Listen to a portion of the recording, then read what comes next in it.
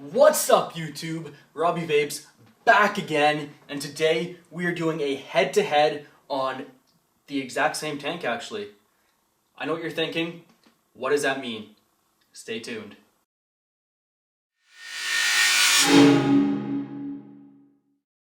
Alright guys, we are back. This is a head-to-head with the exact same tank. These are both the Favotanks or the Favotanks, depending on how you want to pronounce it. On the pink band and the Sigelli 150 watt, I have the V1 coils in here, and on the IPv4 shipbox, the IPv4, that I barely managed to scrape back together with some tape and everything, I have the V2 coils in here. Both these are the exact same tank, the only difference is the coils. To make it fair, both of these coils are using the 0.5 ohm coils, okay? What we're going to do today, we're going to talk a little bit about the V2 coils, what my thoughts are, and then what we're going to do is actually do a direct comparison between these two in a vape off. We're going to vape them off from 25 to however many watts I can take it without getting a dry hit. To make things fair, I have the exact same juice in both of these, which is my strawberry custard juice, which is roughly a 75-25 mix, give or take. And the reason I went with that is because the manufacturer selected or suggested 50-50 juices. Obviously, the higher VG stuff doesn't go quite as high, but it does go higher than you might think. As a 75-25 ratio, I figured it was a perfect middle ground between the two, and I thought that would be the best way to display these two tanks and their performance. Let's talk about these two tanks, okay? The V1 I received a few weeks ago, and basically was contacted by Yocan, who's the manufacturer of the Favotank, almost immediately, okay? They contacted me within like a day or two of me getting it. I guess there have been other reviews that have been put out already, and it didn't get very good reviews at the time. I tried it for myself. I can't say I necessarily disagreed with them, but I will say this, I did like the customer service aspect where they contacted me telling me, we have new coils on the way, they're coming to you, and lo and behold, they delivered with a whole new tank. Now, the new coils, the reason why I'm using the 0.5 new coils is because I know there's a lot of hype about the ceramic coils. They're 35, they go up to a recommended 35 watts, which is just a little bit lower than what I like. So the flavor is good in there. If you vape under 35 watts, you'll be fine with the new ceramic coils. But for me personally, I like to vape it a little bit hotter, a little bit higher, and that's why I like the 0.5s. Now, I know what you're thinking, why don't you have the 0.2s? Well, the 0.2 ohm coils are a single coil, whereas the 0.5s are actually a dual vertical coil, which is really cool. Allows you to basically take it up a lot higher than the 0.2s, which normally you wouldn't be able to do. Anyways, so we have the 2.5s in here. My overall thoughts on the V2, all I can say, this whole thing can be summarized in pretty much one sentence. Keep an open mind. Anyone who tried the V1, or the V1 coils, which again is the pink band over here, you probably weren't expecting much from these new coils. If you did get the new coils, all I can say is, again, keep an open mind, because these coils actually blew me away, especially with what I was expecting after the first one. These are a much better improvement over the V1s. There is no doubt in my mind that this is a much better vape. I actually enjoy the vape a lot more than some of my other devices. For example, I like this tank better than the Zephyrus. I know I'm going to take a lot of heat for that. I get it. A lot of people like the Zephyrus or the Zephyr or whatever it was called. I didn't like it. I couldn't go high enough for it. I couldn't go hot enough for it. The tank, the coils in there, the factory coils just weren't what I wanted. And when I'm judging a sub-ohm tank, I'm judging it based on the manufacturer's coils, not the build deck. The build deck in the Zephyrus, amazing. I love it. It's great. Huge advantage with that 4-post design in an RBA. But again, I can't judge it because they have a really nice build deck. If I did that, then I'd just go back to RDAs. The whole idea with the sub-ohm tanks, in my mind, is to have that factory coil that you can just go out and purchase right away when you're in a rush, when you want to have something. Anyways, I'm rambling on a little bit, guys, but yes, keep an open mind for the V2, and you will see why in a minute. Now, let's get to the vape off, and let's show you what we're working with. Again, pink band, V1 coils, no band, V2 coils. We're going to start it pretty low at 25 watts. Let's see how they perform. We'll start with the V1 coil.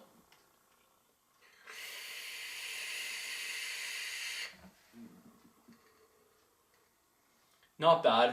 Hearing a little bit of crackling in there, so not a good thing. Now these I don't believe perform very well at 25 watts, so let's just hit it anyways and show you.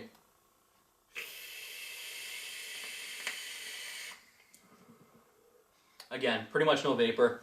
Understandable with a parallel vertical coil.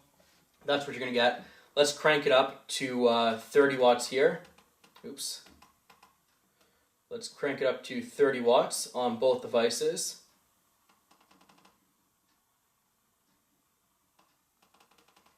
So the IPV is at 30 and the Sigelli is at 30. So we can see just right here. I'll see if I can get them both on screen.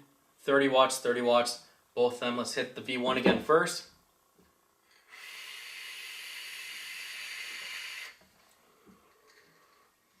Again, it's not bad. It's a pretty cold vape right now at 30 watts.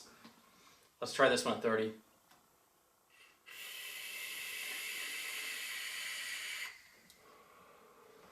You can already see it's starting to improve just at 30 watts. We're getting up there to the point where it's going to start performing real nicely very soon. Let's go up to 35 on both of these and see what they look like. Let's do the IPv4 first at 35 watts. 35 and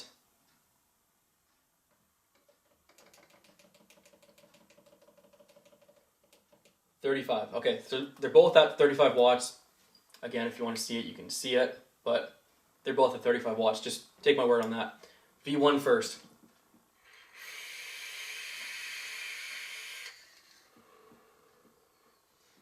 Again, not bad. V2 coils now.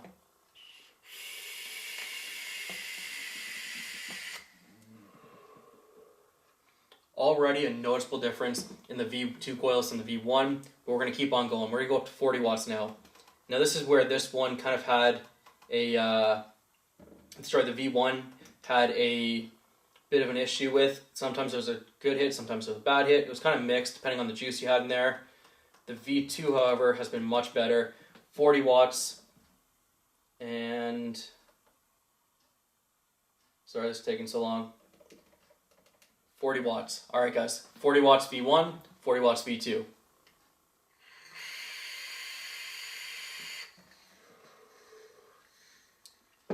I'm already getting a bit of a dry hit on this one.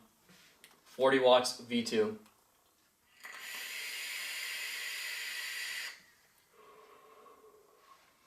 This one's nice. Flavor's finally starting to come out in this one. It's nice. We're going to crank it up to 45, and I have a feeling this is pretty much going to be as high as this one can go. You know what, let's crank it right up to 50. Why not? I'm a sucker for punishment. 50 watts. 50 watts. Both of these are at 50 watts. Hopefully you can see that. Time for my dry hit. Let's do it at 50 watts.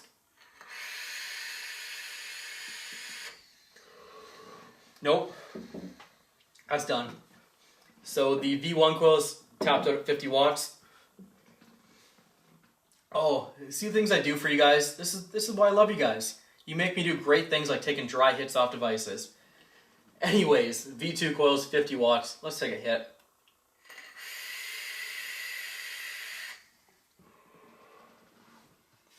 There we go. Pretty good performance. Now, typically at around 50, 55 watts is where the Zephyr is kind of conked out a little bit. Let's crank up to 55 watts and see what happens. 55 watts. And let's take a hit. I'm not even going to touch this one anymore. That one's done. It could not go past 40 watts, which is pretty much my experience in the first one. But keep in mind, these are the exact same tanks. The only difference are their coils.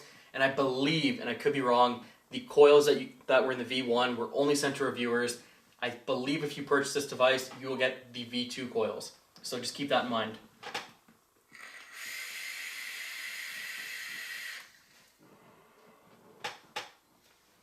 Again, no issues at 55 watts. The Zephyrs was starting to give me a dry hit at 55. But just to prove it, let's go up to 60 watts.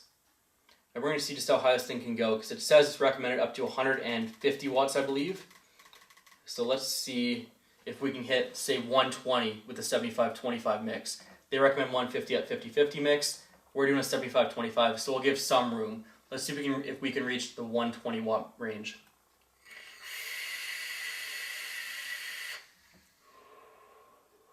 There we go. The flavor is finally out. It's out in full force. I love it. No more dry hits. These coils are phenomenal. The 0.5 parallel vertical coil is the winner here. We're at 60 watts. We're going to take up to 70 watts now. We're going to start jumping in 10 watt increments. Now we're approaching crown tank territory here in a couple takes here. So we'll see how it compares to the crown, which I vape constantly at 90 watts to 100 watts. That's my comfort zone. I know it can go higher, but I like between 90 and 100. So here is at 70 watts, just so you can see. Hopefully you can see that. 70 watts. The Favotank with the V2 coils.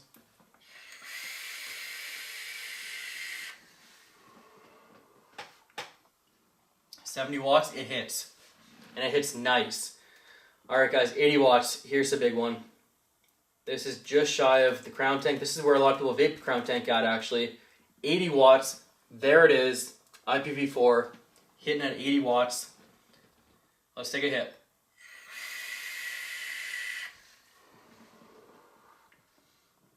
$80 watts, not bad, but I'm losing the flavor. I'm getting a bit of a burnt taste now.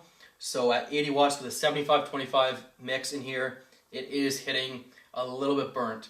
I'm still getting some flavor though. It's not a dry hit, it's just a little bit of a burnt hit. We're going to take it up to 90 watts just for shits and giggles. I have a feeling it's not going to perform at 90 watts with the 75-25 mix in it. So just a heads up, 90 watts, there it is. 90 watts, let's see how it performs.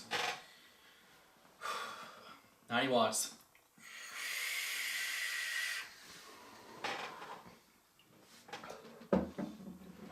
Nope, cannot do 90 watts. I would say it maxed out at about 70 watts. I would probably keep it around 65 watts to be honest. I think that was where the peak flavor was in between the 60 and 70 mark. That 90 watts was a pure burnt hit. It wasn't a dry hit, it was a burnt hit, and there's a difference. But either way, it's too much for me. So again, there you go. Clearly a major improvement with over double the wattage, or almost double the wattage I should say, with the V2 coils and the V1 coils. 40 watts, this one couldn't even perform. This one was performing peak at around 60 to 70 watts. Anywhere above that, you're probably looking at getting a little bit of a burnt taste or losing some flavor, depending on how much higher you go than that. That was with the 75-25 mix. I don't know how much better it would have been in 50-50 mix. I don't vape 50-50 mixes. I've never vaped 50-50 mixes. So now you know the Favotank V2, how does it rank compared to my other tanks? At the moment, it's probably in the top 5 of the tanks I own. I like it better than a lot of the lower wattage tanks. That includes even the sub tank. That includes the what else? I mean, it includes a few other tanks I have. I'm trying to think of the tanks I have right now. Basically, the ones that beat it are the Magnus tank, the Star Pro tank beats it, the Crown tank beats it, and the surprising one, which I'll have a review out here on shortly, is actually a kind of a underdog, if you will, and that's the Reborn tank by Unique Vapor Innovations, which I'm actually in love with, but beside the point. I prefer this over the Zephyrus myself. I prefer it over the sub tank.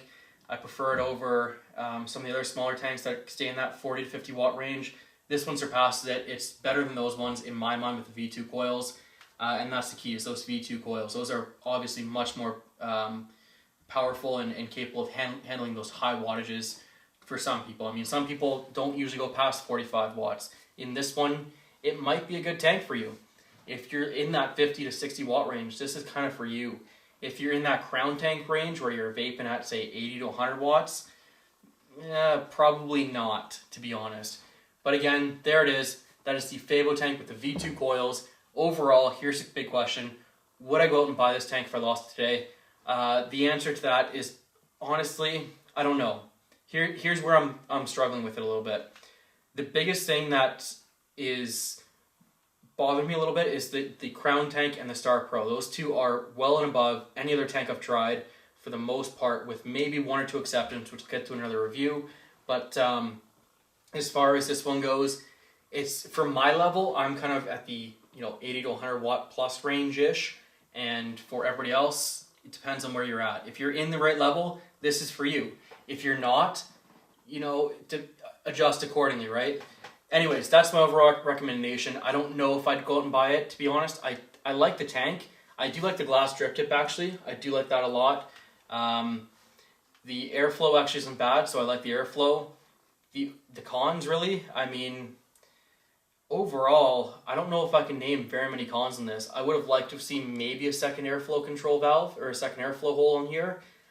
Maybe if it could go a little bit higher with higher VG content, that would have been nice. But again, the flavor is really good in this. The vape production at the proper levels is really good. And if you're in that 50-50 mix, maybe this is for you. Maybe it will reach 80, 100 watts at 50-50. I don't know for sure. I literally don't have any juice that is 50-50 right now. So there you go, guys. The Favotank V2 coils. I recommend it to a certain group of people and maybe not for others. So that's pretty much the best way to summarize it. It all depends on what you're vaping and where your comfort zone is. I would say this is better than the Delta 2. I would say it's better than the Subtank. But I was never really a huge fan of the Subtank myself personally. It's better than the Zephyrus in my mind. So if you love the Zephyrus, maybe you'll like this one just as much, maybe even more, unless you're just using the Zephyrus for the build deck, in which case this one does not come with the build deck. It just comes with the factory coils, which again, I cannot give a knock for because I don't know. I'm not big on doing a review on what I can build. I know what I can build. It's what the manufacturer can build, and that's kind of where I judge my overall opinions on it. So there you go, guys. Favotank V2 coils, and I'm going to turn this down and we'll take us out here. So we're not going to be vaping that at 90 watts, but let's go down to 65 should be good. And hopefully I didn't burn the coil too bad on that last hit, but we'll try it anyways. Alright, so we're at 65 watts. There we go. Until next time, YouTube, happy vaping.